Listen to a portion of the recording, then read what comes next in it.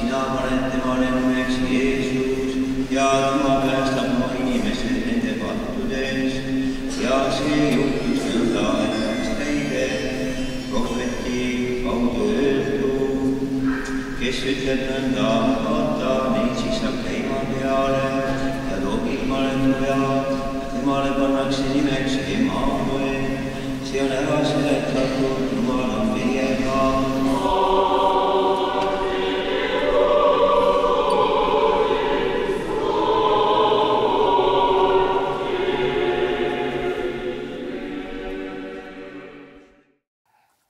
Valitseja, teiega intervjuu organiseerimine oli missiooni osakonna ammune unistus ja plaan. Me lootsime selleks põhjalikult valmistuda, aga välja kukkus nii, et teha tuli ülepeakaela. Põhjuse andis teie ärasõit ning esmajärjekorras tahaksin teilt küsida just usklike inimeste tarvis, mitte poliitilisest vaatevinklist, vaid kui teie vaimulikud lapsed. Te sõidate ära. Millised tunded teid sellega seoses valdavad? Te kannate vastutust meie kõigi Eestis elavate õigeusklike usu eest ja nüüd olete te sunnitud ära sõitma ja meid maha jätma. Millised on teie tunded? Ma ütleksin, et tunded on vastuolulised, sest minu käest küsitakse sageli nii, nagu teiegi küsite. Kas te teadsite seda, ei teadnud, mõtlesite, ei mõelnud, oletasite, ei oletanud. Muidugi, võttes arvesse olukorda, mis arenes meie ümber massiteabevahendites, oleks võinud oletada just niisugust lõpplahendust. Ent sellest hoolimata mingi lootus siiski jäi. Muidugi niisugune info käis läbi. Võib ju olla juhataja kuskil kaugel, kasutades kaasaegseid tehnilisi vahendeid, juhatada mingit firmat või äriühingut. Sellist asja tuleb praegu maailmas ette küll. Kuid kõige tähtsam preestri ja piiskopi jaoks on siiski osalemine jumalateenistuses, osalemine ühises palves. See on ühine kogulik palve pühakojas. Ja see, kui pandeemia tingimustes ei saanud inimesed kirikusse tulla, olid teatud keelud, siis võisid nad ometi vaadata ja kuulata, osaleda jumalateenistuses just nende tehniliste vahendite kaudu, aga preester oli ju siiski pühakojas. Ta toimetas jumalateenistust reaalselt, seisis altarilaua ees. Seetõttu on just siin see probleemne koht. Kuidas nüüd kõik hakkab olema, seda ma veel ei tea, aga elame-näeme. Igal juhul teenitakse jumalateenistusi edasi, iga preester on kohustatud igal pühapäeval olema jumalateenistusel ja palvetama. Ja ka erapalve, see ei kao ju inimestel kuhugi. Aga kas niisugust kogemust pole veel olnud, et preester kuidagi interneti teel? Ei, see pole reaalne. See on koguni keelatud. Muidugi kanoonilisi reegleid selle kohta pole. Kui pühad isad neid reegleid koostasid, siis taolisi tehnilisi vahendeid veel ei olnud. Aga ma olen kindel, et kui need ka oleksid olnud, siis oleks olnud 100% keelatud. Preester peab viibima pühakojas koos oma kogudusega ja tegema koos nendega palvet. Kus 2 või 3 on minu nimel koos, seal olen mina nende seas. Aga kui inimest ei ole? Muidugi mingid erandid võivad elus olla, sest see ei sõltu alati inimesest endast. Kui preester lesiks lihtsalt diivanil ja puhkaks, ei taha täna minna, võib ju sisse lülitada arvuti ja anda palvehüüu, siis on see üks asi. Aga kui inimesest endast ei olene ja ta on sunnitud kusagil olema, tuletagem meelde ajalugu, näiteks tagakiusamiste ajastut. Teate, kord kirjeldati niisugust juhust. Kusagil, ma ei mäleta nüüd enam, kus see oli, võib-olla Solovetsi saarel mõnes laagris, Gulagis, istuvad kinnipeetavad, preestrid, piiskopid ja nii edasi. Südaööl tõuseb keegi üles ja ütleb, praegu pühitseti vett, avab kraani ning võtab vett. Ja see on ristimispüha vesi. Jumala jaoks ei eksisteeri vahemaid, pole suletust, pole piiratust. Ehkki piiratus justkui nagu oleks, ristimispüha vesi on võib-olla teatud piirides, aga inimese usku mööda katab Jumala arm kõike. Gulagi, vangikonge ja kambreid ja nii edasi. Kordan veel kord, ei saa ära vahetada, segi ajada mingeid reaalse elu sündmusi, kuhu inimene on sattunud endast sõltumatult laiskusega. mille tõttu ei viitsita teenistusele minna. Vaat neid asju ei saa segi ajada. Neil on tarvis vahet teha. Lootkem, et piirid ei sega meil saamast seda Jumala armu. Tegelikult pani mind väga imestama see, kui seoses nende sündmustega hakati rääkima, et te olete juba 5 aastat. Mulle tundus, nagu te oleksite alles eile saabunud, aga juba on möödas tervelt 5 aastat. Kas see oli teie jaoks pikk või lühike aeg? Üldse, kuidas Eesti teile tundub? Te olete nähtavasti sõitnud mööda maad ringi, võib-olla on miski teile muljet avaldanud. Nüüd te sõidate ära. Missugune kuju on jäänud teile mällu? Mis see Eesti niisugune on? Kuidas see on? Tõepoolest, 5 aastat on möödunud täiesti märkamatult, kiiresti, ehkki elurütm on siin hoopis teine kui akadeemias. Ma võin võrrelda, kuidas seal oli, nagu orav rattas. Kui ma 20 aastat tagasi alustasin, ma pean silmas oma teenimise algusaegu, siis oli tempo hoopis teine, olid teised võimalused, isegi tervislik seisund oli teine. Viimastel aastatel ei lubanud see enam teha seda, mis varem. Selles mõttes on siin muidugi olulisel määral rahulikum. Pole seda tempot rütmi. Erinevus teenimises mõistagi on. Isegi üks kogudus erineb teistest ja see on täiesti loomulik. Isegi linnas eneses on vahe vahel, saati siis õppeasutuste ja piiskopkonna vahel. Aga Eesti, ma olen kogu Eesti läbi sõitnud, meie pühakodade mõttes, kus need on olemas. Kas olete kõigis olnud või jäi mõnes ka käimata? Ei, ikka kõigis. Muidugi kõigis, sest kõigis on olnud teenistused. Ma vaatasin kohe graafikust järele, seda enam, et pühakodasid pole ju kuigi palju. Seetõttu pole siin midagi imestada. See on metropoliidi kohus olla oma karjaga palvesuhtluses reaalajas pühakojas endas. Nii et selles mõttes jääb Eesti minuga muidugi kogu eluks. Seda ma väidan täie kindlusega. 5 aastat pole ühest küljest ju kuigi pikk aeg, teisest aga siiski oma jagu. See on mingi osake elust, see on inimestega suhtlemine. Jällegi, kordan, see on koos palvetamine. Need on mingid kohtumised inimestega, see on olnud suhtlemine mitte ainult usklikega, vaid vahel ka mitteusklike inimestega. Inimestega, keda huvitavad usuküsimused ja inimestega, kes tunnevad huvi uudishimust. Elu ise dikteerib alati mingeid momente ning iga inimese jaoks võib siin olla oma lähenemine. Sest usklik inimene, seda enam aga preester, ei tohi olla kellelegi suletud. Kohati teda tänaval, tuldi tema juurde kirikusse, milliste poliitiliste vaadetega ta on. Kiriku kodukord keelab olla preestritel mis tahes partei liige, sest partei on programm. Selle nähtava maailma programm, milles me elame. Aga vaimuliku elu programm, ma toon alati ühe näite. Selle ajutise elu programm on horisontalism. Aga vaimuliku elu programm on kogu oma horisontaalsuse juures vertikalism. See juhatab Jumala juurde.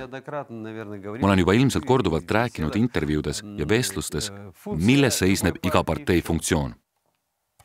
See on minu programm, see on kõige parem. Ja ma luban valida. Hääletage minu poolt.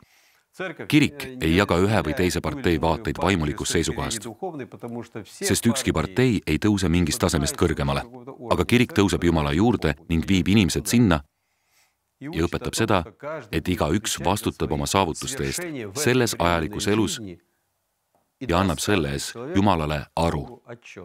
See ongi vertikalism. Milles seisneb riigi funktsioon? Jällegi, selle ajalise horisontaalse elu programmis. Aga riigi funktsioonid lõpevad parimal juhul materiaalse abi osutamisega inimese matusteks. Kõik. No, võib-olla ka kalmistu korras hoidmisega. Kõik. Aga kirik saadab inimest ka pärast tema surma ja palvetab tema eest. See ongi põhimõtteline erinevus sellest horisontaalsest ajalisest elust selles materiaalses maailmas. Ja kirik osaleb ju ka juriidilise isikuna selles materiaalses elus, aga on ometi suunatud vertikaalse poole. Kahjuks, kas teate, milles siin veel probleem on? Riik võtab kirikut kui ühte juriidilist isikut. olgu see siis mittetulunduslik või veel mingisugune ühendus. Igas riigis võivad sellel olla omad nimetused. Riik ei osuta tähelepanu sellele, et kiriku funktsioon on hoopis midagi muud, lisaks sellele horisontaalsusele. See on vertikaalsus, aga riik ei vaata selle peale ega võta, võiks öelda, arvesse seda kiriku enda vertikalismi. Väga huvitav seisukoht. Aga see, mida ma küsisin Eestimaa kohta, need väikesed pühakojad kusagil provintsis või näiteks peakirik, mis siiski on jäänud kõige südamelähedasemaks? Kas ikkagi peakirik? Siin oli ju kõige rohkem jumalateenistusi. Või siiski need väikesed kirikud? Neis on ju samuti midagi niisugust. Omamoodi on ju igaühes mingi eripära. Peakirik muidugi enne kõike. See on ju katedraal, pealinna kirik ning seetõttu on seal väga palju, ma mõtlen, võrreldes väikese pühakojaga, rohkem koguduse liikmeid, aga rohkem on ka läbiastujaid ja möödakäijaid, kui nii piltlikult öelda. See tähendab inimesi, kes tunnevad huvi, inimesi, kes on juhuslikult sisse astunud, turiste ja keda iganes veel. Kedagi hakkas lihtsalt huvitama, et näe, preester ajab seal kellegagi juttu, astu minagi ligi, mis seal huvitavat on. Mõni ei suudagi sellest tõkkest üle saada, et minna preestri jutule. Aga väikeses pühakojas tunneb preester reeglina kõiki oma koguduse liikmeid. Kui sinna ilmub uus inimene, siis ta näeb, et see on uus nägu ning mõtleb edasi, millest temaga rääkida. Või ta ei ole pealetükkiv, ei haara varrukast kinni, et küll ma nüüd sulle jutlustan. Aga kui inimene ise ilmutab mingit huvi, siis peab preester tulema talle vastu ja aitama tal heita pilk vaimulikku ellu, mitte üksnes horisontalismi vaatepunktist, vaid horisontalismi vaatepunktist koos vertikalismiga. Ikka ja jälle selle juurde tagasi tulles. Individuaalne lähenemine. Absoluutselt. Seepärast on siin väga tähtis preestri jaoks just selline suhtlemine. Muidugi metropoliidil ei ole võimalik suhelda iga koguduse liikmega, aga kui näiteks templipühal lõppes jumalateenistus, on pärast seda alati pidulaud. See on, kas teate, niisugune järg teenistusele, mitte selleks, et andke andeks väljenduse pärast kõht täis pugida, vaid see on suhtlemine ja see on väga tähtis. Suhtlemine selleks, et rääkida, aga mitte selleks, et oleks mingi täielik ametlikkus ja rohkem mitte midagi. Aga kui te kuhugi tulete, kas koguduse liikmetel on võimalus suhelda teiega nii-öelda silmast silma? No selles plaanis muidugi. Ja inimesed astuvad vahel juurde. Kuni lähed sellest kohast, kus oli lõunasöök või kirikust autoni, et ära sõita, jõuab veel mitu inimest ligi astuda. Kellegagi vahetad lihtsalt paar sõna, tal on lühike küsimus, aga kellegagi tuleb mingeid raskeid asju lahendada. Sest inimestel on teinekord väga keerulised eluprobleemid ja see on täiesti loomulik. Nad ei ole suutnud, ütleme, seda probleemi lahendada või häbenesid preestri juurde minna või veel midagi. Põhjusi võib olla kui tahes palju. Jah, tõepoolest on tulnud vahel peatuda ja inimestega vestelda, selgitades, kuidas toimida ühel või teisel juhul. Aga teinekord on need olukorrad isegi sulle endale keerulised. Kuidas neid lahti arutada? See on muidugi väga keeruline ja jõudunõudev. Võib-olla te olete seda õppinud 23 aastat rektorina töötades. Seal oli teistsugune olukord. Ma tahan öelda neile, kes võib-olla ei tea, et see on kõige kõrgem vaimulik õppeasutus. Kas teil tuli seal ka, olid ehk mingid vastuvõtuajad või kuidas see kõik korraldatud oli? Ja kuidas on siin?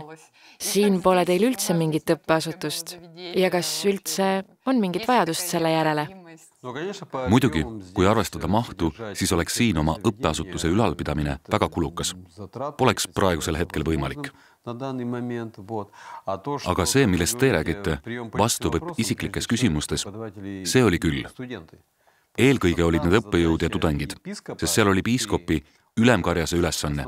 Tema peamine ülesanne töötada mitte välismaailma heaks, vaid selle sisemise maailma heaks, kus valmistatakse ette tulevasi preestreid. Aga teie ise, enne kui te tulite õppima seminari, olite ju lõpetanud tehnikumi, käinud ära sõjaväes ja alles pärast seda tulite seminari. Kas teie vanemad toetasid teie otsust? Mida te üldse võiksite jutustada oma vanematest? Kui räägitakse oma vanematest, räägitakse alati ka iseendast. Mitte nii, et iseendast kallikesest, vaid sellepärast, et enda ja vanemate vahel on katkematu side. Alati, kui minu poole pöördutakse, hoiatan ma kohe ette, seeriat väljapaistvate inimeste elu välja ei tule. Aga ma võin öelda, jäin juba 4-aastaselt ilma isata. Minu isa hukkus. Ja ma elasin koos emaga, kes oli väga kiriklik, usklik inimene. Sel ajal, kui mina, umbes 3.-4. klassi õpilasena, mängisin jalgpalli, talvel jäähokit, suusatasin ja nii edasi. Mäletan, kuidas mind ristiti. Ma polnud siis enam imik, olin vahest nii 3-aastane. Mäletan, et käisin juba ise. Ja seepärast seisin ma suletud silmadega preester, aga laulis ja luges midagi. Ma ei saanud üldse aru, mida ta teeb. Ta määris seal midagi õliga, pea pisteti vette ja muud sellist ja siis kuivatati mind ära. See oligi kogu mu mulje. Ja teie mäletate seda, kui tore? Jah, ma olin kusagil seal ääre peal. Käisin juba iseseisvalt ringi. Seal, kus me elasime, kirikut ei olnud. Ja mäletan, et umbes 5. klassis seisin ma ema ja tema õega, see on minu tädiga, 2 liturgiat ära, sest ei teadnud. Tuli välja, et see ei olnud mitte üks ühine jumalateenistus, vaid 2 erinevat ja poleks olnud tarvis ära seista 2 liturgiat. Aga meie seisime. Ma mõtlesin siis, et ma ei tule enam kunagi kirikusse. Mul valutasid ristluud ning selg ja jalad lõid tuld. Kas see oli esimene kord, kui te tulite kirikusse niimoodi teadlikult ja kohe 2 liturgiale? Jah, ma ei mäletanud enam täpselt. See võis olla kas 5. või 6. klassis. Ja minu jaoks oli see niisugune, mulle tuli see ükskord meelde ja ma ütlesin emale, kas mäletad, kuidas te seisite kirikus ja miks oli tarvis ära seista 2 liturgiat. Siis naeris ka ema ja ütles, me ei saanud ju ka midagi aru, sest kirikusse sisseelamise teekond oli niisugune pikaajaline, eriti nõukogude ajal. Pärast hakati temalt nõudma töölt lahkumist, sest ta hakkas avalikult kirikus käima.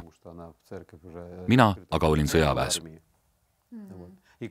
Ja korter oli meil ametikorter. See organisatsioon, kus ema töötas, seadis talle ultimaatumi elamispinnalt välja kolida. Sest aga ei, ta oli selleks ajaks juba töölt lahkunud. Teda hakati pitsitama ja tema andiski lahkumisavalduse. Ja siis soovitas keegi talle juristiga nõu pidada. Jurist ütles, et neil pole õigust ema korterist välja tõsta, kuni mina olen sõjaväeteenistuses. Kui ma oleksin näiteks jäänud üleajateenijaks, siis oleks tõepoolest võidud nõuda korteri vabastamist. See tähendab, et korter peaks mind ootama. Kui ma tagasi tulles asun tööle sellesse organisatsiooni, siis jääks korter mulle. Aga kuna oli juba teada, et ma ei lähe sinna tööle, siis asusime lihtsalt elama poolkeldri korrusele ahjuküttega korterisse. Ja teate, meil oli selline kelder, sisse astudes sattusid otse kööki, mis on ühtlasi ka esik. Poolkeldri korrusel ahjuküttega ja seal elas ka veel naabrinaine. Tal oli 2 tuba, meil aga 1. Mina, ema ja vanaema ühes toas, poolkeldri korrusel ahjuküttega korteris, vaat nõnda ma tulingi sõjaväest tagasi. Mis linnas see oli? Kiirovis, endises Vjatkas. Seejärel astusin aga seminari. Tuleb välja, et ema siis juba toetas teid? Jah, selles mõttes muidugi. Kas see tähendab, et ta ei püüdnud teid ümber veenda? Ta ei püüdnud mind ümber veenda ega kiitnud ka takka, mille eest olen talle tänulik, sest otsust tuleb ikkagi endal teha. Mäletan, et preester, kelle juures ma käisin pihil, lausus samuti kuidagi väga pehmelt. Pole tarvis, et iga usklik noormees läheks seminari, sest mitte igaüks ei pea olema preester. Võib ju ka maailmas töötada ja olla usklik inimene. See tähendab, et iga inimene peab ise otsustama, sest teenimine, vaimuliku seisuse vastuvõtmine, see paneb juba peale teatud kohustused. Ja seda on tarvis silmas pidada. Seepärast ma peale sõjaväge veel ootasingi terve aasta. Ma mõtlesin isegi instituuti minekule.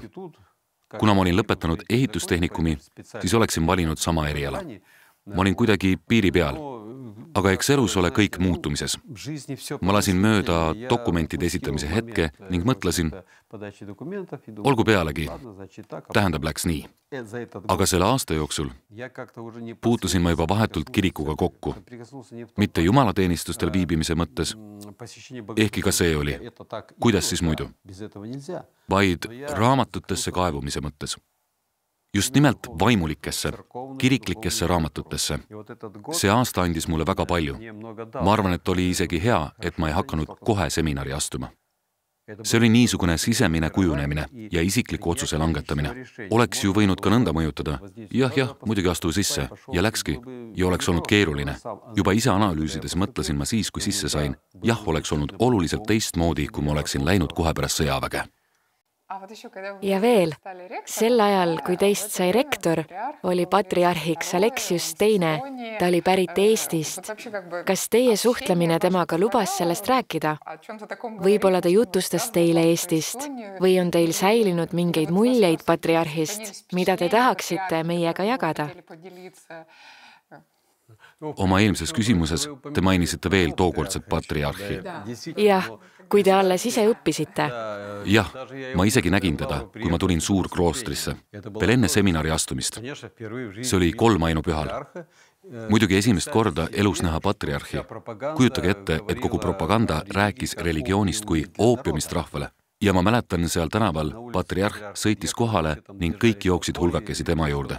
See oli midagi sellist mõistatuslikku, teate harjumatut. Siis ju televiisorist patriarhi ei näidatud. Esimest korda näidati alles siis, kui Gorbatšov kohtus sinoodi liikmetega ja patriarh Pimeniga. Aga patriarh Aleksius sattus juba sellesse 1990. aastate tormilisse aega, sellisesse võimsesse murrangu aega, kui hakati massiliselt avama pühakodasid, seminare ja see oli juba teises mõttes tohutu koormus. Kuid minu ajal oli niisugune asi. Riik seadis endiselt eesmärgiks nihutada kirik pehmelt öeldes tahaplaanile, aga lõppude lõpuks koristada usk elust ära sootuks. Vaat niisugustes tingimustes alustasimegi meie, kes me olime seminari astunud, alustasime oma õpinguid ja teadsime, et meist saavad ühiskonna heidikud. Ja kõik, kes olid sinna tulnud, andsid endale sellest selgesti aru. Ent akadeemia lõpul sattusime juba aega, kus hakkasid toimuma need muutused. Siis lõpetas oma tegevuse NSV Liidu ministrite nõukogu, juures asub usuasjade nõukogu. Organ, mis kontrollis kirikut. See lihtsalt kaotati ära ja juba patriarh Aleksiuse ajal hakkas peale see tormiline elu ja kirik väljus ühiskonna pimedast nurgast valguse kätte. See toimus just 1980. lõpul, 90. algul. Murrangu hetkeks oli nimelt 1988. aasta. Venemaa ristimise 1000. aastapäeva tähistamine. Kui esimest korda näidati uudistes programmis Vremja seda, et tuli kokku Vene õigeusu kiriku kohalik kirikukogu, mis oli pühendatud Venemaal ristiusu kehtestamise 1000. aastapäevale. See oli niisugune tõlgendus. Kusjuures, nagu pärast selgus, arutati seda küsimust kõige kõrgemal tasandil, kuni poliitbürooni välja. Kas lubada kirikul tähistada, see on astuda niisugusele avalikule areenile või las istub edasi nurgas, viib läbi mingisuguse konverentsi ja keegi ei saa sellest midagi näha või kuulda. Ja siiski jäi peale seisukoht, et tuleb anda kirikule võimalus kuidagi ühiskondlikku ruumi siseneda ja ennast ilmutada. Nii et see oli murrangu hetk. Jah, ka patriarh Aleksius. Muidugi ei osanud ma kunagi mõelda, et satun Eestisse. Mingit eelaimdust ei olnud? Mitte mingit. Lapsepõlves mingid raamatud? Mingit eelaimdust ei olnud. Esimest korda, see oli pärast seminari 3. kursust, saabusin ma Piiterisse, Pühtitsast. Teate, olin siis küll kuulnud, kloostreid oli ju vaid üksikuid. Veel minu ema ja mu tädi, kellest oli jutt. Kas nad olid seal käinud? Jah, olid. Kas tõesti? Kui huvitav? See oli juba kõigi pidevalt kirikus käijate seas olid need Suurklooster, Pühtitsa, Patšajev, laialt tuntud. Seepärast, teadmata, kus see Pühtitsa asub, saabusin Piiterisse. Mul oli koolivaheaeg. Seal öeldi mulle, et bussiga on väga mugav sõita Jõhvi, aga mina läksin otsima rongi. Ei mäleta enam missugusest rongijaamast. Pärast konutasin terve öö jaamas. Hommikul istusin rongile, mis peatus iga posti juures. Sõitsin ja jõudsingi Jõhvi ning kohtasin seal oma seminari kursuse kaasast. Me polnud midagi kokku leppinud ja ometi, aga tema oli koos oma vennaga, kes õppis akadeemias ja tolle abikaasaga. Ja nii me siis võtsimegi kõik neljakesi takso ning sõit läks lahti. See oli minu esimene Pühtitsas käik. Ära sõitsime juba bussiga. Siis käis otsebuss vist kell 6 hommikul ja ma sõitsin sellega otse Tallinna. Ning seal samas võtsin pileti öisele Riia bussile. Ma lugesin terve päev kopikaid, et endal kuidagi hinge sees hoida. Mäletan, et jõin kogu päeva jooksul ainult 2 klaasi teed mingi küpsisega, sest oli tarvis kokku hoida, et Riiga sattuda ja sealt edasi maakloostrisse, pärast aga sõita tagasi Moskvasse. Ja nii ma siis pidasingi arvet, et kõvasti kokku hoida. Kas ma võisin tookord ette kujutada, et satun kunagi Eestisse? Mul avaldas muljet Vanalinn. Seesama peakirik. Sest Vanalinn on linna ehe, kogu linna. Jumalale tänu, et see nõnda säilinud on. Seepärast ta avaldabki muljet. Vähemalt mulle avaldas küll. Aga kui nüüd rääkida üldse vabast ajast, kas teil, kuni te siin Eestis olite, jätkus aega näiteks jalgrattaga sõitmiseks? Kas reeglid lubavad teil üldse viibida erariietes? Kas võib teid kohata basseinis, mere ääres? Kuidas see üldse kõik välja näeb? Basseini vaimulikele ei soovitata. Vaat niimoodi. Seda enam, et munkadele ei soovitata. Ehkki niisugust ranget keeldu ei ole, kuigi munkadele selline keeld siiski kehtib. Jalgrattaga ma sõbrunesin siin ühe inimesega. Temal aga oli mitu jalgratast, lapsed, lapselapsed ja nii edasi. Seepärast tuli mul ka spordiülikonnas jalgrattaga sõita. See tähendab, et teid võis Eestis kohata niimoodi jalgrattal? Jah, kahjuks ei ole ma saanud viimased 2 aastat suusatada. Aga vast 3 aastat tagasi ma siiski suusatasin. Mäletan, et oli ilus talv. Vaat nõnda. Aga supelda olen saanud ainult Peipsijärves. Me sõitsime sinna, kus kedagi ei olnud. Argipäeval, mitte laupäeval, pühapäeval. Nii et mõnikord sai ikkagi käidud. Loodusega on ju ikka tarvis suhelda. Sa pole ju mingi automaat, mingi robot. Mingi lõõgastumine peab ju olema, mis tõepoolest väga aitab. See on vajalik. Kuidas siis muidu? Aga muusika, raamatud või näiteks kino? Kas teile on midagi sellist lubatud? Kas üldse jätkub selleks aega? Kas on soovi? Ma ei ole endale siin elades põhimõtteliselt televiisorit hankinud. Põhimõtteliselt. Sest, see on juba minu isiklik arvamus. Televiisor laeb inimest rohkem negatiivses kui positiivses mõttes. Televiisorist rääkides öeldakse vahel, seal on ju mõnikord ka häid filme. Jah, aga mina ütlen välja oma seisukoha. Peab olema kindel doseering. Kui vaadata filmi, isegi kui see on hea, 120 seeriat, siis on see liiast. Aga väikefilm, mina isiklikult, isegi kui vaatasin, püüdsin vaadata dokumentaalfilme, sest iga mängufilm kannab endas mingit lasti. Milles seisneb filmis peituv oht? Sind võetakse ja paigutatakse elutingimustesse, mis ei ole sinu enda omad, vaid nende välja mõeldud kangelaste omad. Ja sina elad nende elu. See kaval lõks on minu arvates väga kahjulik. Ei tohi oma elust lahkuda. Kas teil on nende viimaste aastate jooksul, mil te olete olnud Eestis, õnnestunud ka lugeda? See tähendab ilukirjandust. Kas on jätkunud selleks aega? Kuidas teie graafik lubab?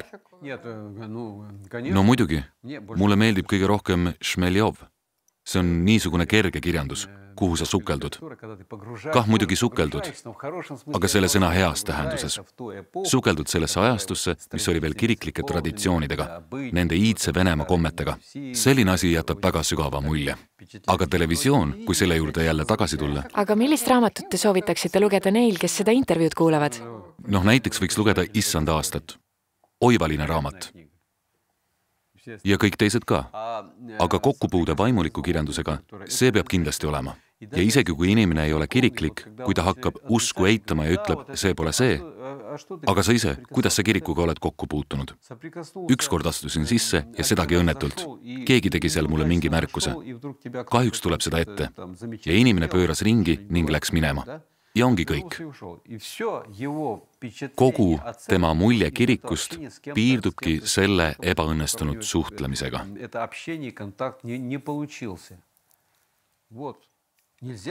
Aga selle järgi ei saa ju otsustada, et midagi mõista kirikuelus on tarvis väga palju töötada läbi kirjandust, ent mitte mingil juhul võtta tõsist teoloogilist kirjandust. Aga mäletate, te rääkisite sellest aastast enne seminari. Kas te ise lugesite tookord tõsist teoloogilist kirjandust? Lugesin kõiksugust kirjandust ja kui ma oleksin tookord omanud kindlat ettekujutust, oleksin ma ühte-teist. Kuidas valida lugemist? Praegu on nii vähe inimesi, kes loevad. Aba Doroteus, nagu öeldakse, vaimuliku elu aabits. Näiteks niisugune püha piiskop nagu Feofan Sulgunu, mis on vaimulik elu ja kuidas sellele häälestuda. See raamatuke tundub olevat koostatud väga lihtsalt. Küsimused ja vastused. Inimesed esitavad talle küsimusi ja tema vastab. Aga need vastused on vapustavalt sobivad. Loed ja justkui oleks sinu jaoks kirjutatud. Sul endal tuleb ette samasuguseid probleeme. Ma toon ühe väga lihtsa näite. Üks jumala ümardaja kirjutab talle. Mul kukub kõik käest, ei suuda kuidagi ennast kokku võtta ja kurvastan sellele. Tema vastab, rahune, võta ennast kätte. Võta ja kirjuta paberi peale üles kõige olulisem asi, mis sul on tarvis teha. Ja edasi nii-öelda tähtsuse järjekorras. Ja hakka esimesest peale. Sa võib-olla ei jõua pooltki sellest ära teha, aga sul ei pudene enam midagi käest. Sul pole enam seda sisemist heitumist ning sa hakkad tasapisi ilma mingi paanikata tegutsema. Elementaarne nõuanne, mis annab võimaluse ennast koguda. Ja muidugi, kui inimene on kiriklik, siis käib see kõik kindlasti koos palvega. Vahel on tulnud kuulda mitte kiriklikelt inimestelt. Ma ei oska mitte ühtegi palvet. Kas te issand heida armu teate? See on ju elementaarne. Vaat see ongi juba palve. Küsimus on ainult selles, kuidas seda öelda. Palve on iseenesest suhtlemine Jumalaga, aga mitte mingisugune pähe tuubitud palvesõnade kordamine. Kui vaadata hommiku ja õhtupalveid, siis seal on ju kirjutatud Püha Johannes kuldsuu palve, Vaga Makiraos suure palve. Nad lõid need iseenda jaoks, oma kloostri jaoks, oma piiskopkonna tarvis, kasutasid oma isiklikus elus. Need palved on oma sisult väga sügavad ja kirik võttis need üldkasutusse. Aga see ei tähenda, nagu oleksid need mingid dogmad, et võib ainult nii ja mitte kuidagi teisiti. Kui vuristad maha ja oled rahul sellega, et said loetud, siis see ei ole palve. On isegi olemas niisugune soovitus, kui sa loed mingeid päheõpitud palveid ja korraga tekib soov palvetada oma sõnadega, jäta lugemine ja hakka palvetama. Vaat see ongi elav suhtlemine Jumalaga ja kõige paremini toimiv. Aga milliste sõnadega? Kui sõnu ei tea, issand heida armu, lihtsate sõnadega. Aita mind selles ja selles, aita võita mingi patt, lahendada mingid probleemid. Ma olen ka kirikus korduvalt rääkinud, vaadakem järele, mida me palume. Kui me tuleme kirikusse, mille eest palume? Oma tervise eest? See pole keelatud. Küsige ja teile antakse. Lähedaste vanemate, laste, sugulaste, naabrite tervise eest. Võib ja peab. Isegi, kui keegi on jõudnud sellise tasemeni, et palvetada oma vaenlase eest, muidugi võib. Aga kas me palvetame ka selle eest, et seesama palve poleks meil hajameelne, et me võidaksime mingi patu või veel midagi niisugust vaimulikus elus vajalikku? Reeglina me palvetame, anna mulle issand seda ja teist, mida ma tänasel päeval vajan ja muud sellist. See tähendab, et inimesel peab olema väärtuste prioriteet. Tema isiklikus elus, vaimulikus elus. Aga vaimulik peab olema esimesel kohal. Absoluutselt eitama elulisi probleeme, mida iga inimene peab iga päev lahendama. Me mõistame siiski, et meie intervjuu leiab aset ajal, mil te olete sunnitud ära sõitma. Ja tahaks kuulda mingisuguseid teiepoolseid lohutussõnu, kõige tähtsamat.